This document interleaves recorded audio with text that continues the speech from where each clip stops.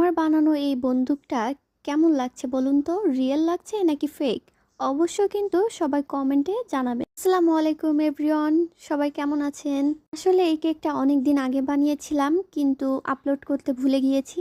তাই ভাবলাম আজকে আপনাদের সঙ্গে সেটা শেয়ার করা যাক। কেকটা কোন ফ্লেভারের ছিল কিন্তু আমার মনে নাই, বাট এটা থিম ছিল যে বন্দুক হবে আর নিচে কিছু গুলি থাকবে।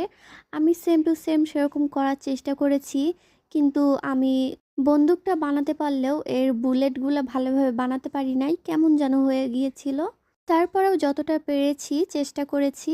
এরকম ধরনের কেক আমার কখনো বানানো হয়নি, প্রথমবারই চেষ্টা করেছি। কাস্টমার অনেক খুশি হয়েছিল কেকটা পাওয়ার পরে, আলহামদুলিল্লাহ ভালোই রিভিউ দিয়েছিল।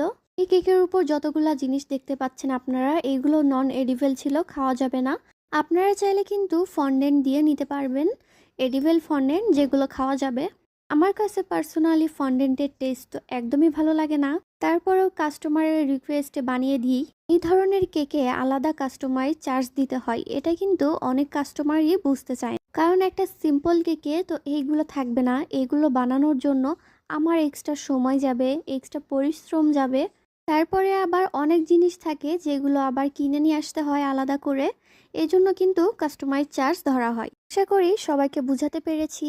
সবাই ভালো থাকবেন। আসসালামু আলাইকুম। ভিডিওটা ভালো লাগলে অবশ্যই লাইক, কমেন্ট এবং শেয়ার করবেন।